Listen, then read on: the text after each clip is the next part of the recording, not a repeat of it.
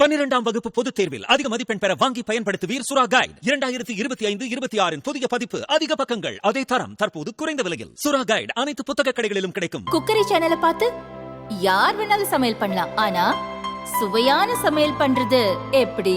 நான் இதயம் நல்லெண்ணெயில சமையல் பண்றேன். ஆஹா ஓஹோன்னு பாராட்டுறாங்க. நீங்களும் இதயம் நல்லெண்ணெயில சமையல் பண்ணுங்க, பாராட்ட வாங்குங்க. தினம் தோறும் வாங்குவே இதயம் இதயம்.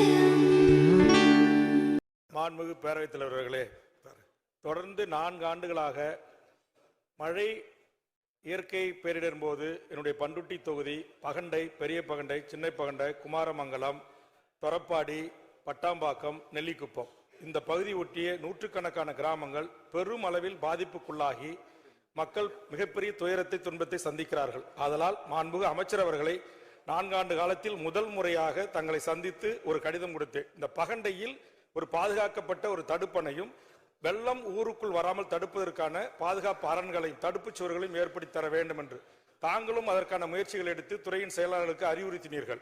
ஆனால் என்ன காரணத்தினாலும் விடுபட்டிருக்கிறது. என் தொகுதிக்கு இதுவரையில் தங்கள் துறையிலிருந்து ஒரு சிறு அளவு கூட எந்த நற்பணிகளும் நடைபெறவில்லை. மாண்புமிகு பேரவைத் தலைவர், மாண்புமிகு உறுப்பினர் அதை நீக்கிடுவான்.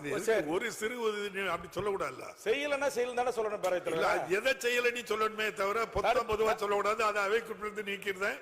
மாண்புமிகு அமைச்சர் முடிச்சிடுறேன். அதனால மாண்புமிகு பேரவை அவை முன்னவருக்கு, மாண்புமிகு நீர்ப்பாசனத்துறை அமைச்சர் அவர்களுக்கு உடனடியாக இந்த கூட்டத்தொடரிலே அதற்கு சிறப்பு நிதி ஒதுக்கி அதை தடுத்தால் தான் நாங்கள் மக்களின் உயிரை காப்பாற்ற முடியும். மாண்புமிகு அமைச்சர் பெருமக்கள், துணை முதலமைச்சர்லாம் வந்து பார்த்திருக்கிறார்கள் அந்த பகுதியை.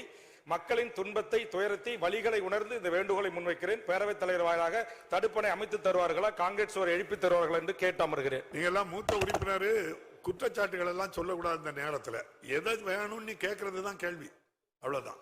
மாண்புமிகு அமைச்சர் பேரவைத் தலைவர்களுடைய உறுப்பினர்கள் கேட்டுக்கொண்டு இந்த தொடர்புட்டதில் நிதி ஒதுக்குறதெல்லாம் நிதியினுடைய வழிமுறைகள் அறியாமல் உறுப்பினர் சொல்றார். உங்கள் கோரிக்கை ஏற்றுக்கொள்ளப்பட்டிருக்கிறது. அடுத்த நிதி ஆண்டில் நிதியை பொறுத்து, ஆதாரத்தை பொறுத்து உங்கள் கோரிக்கை நிறைவேற்றப்படும்.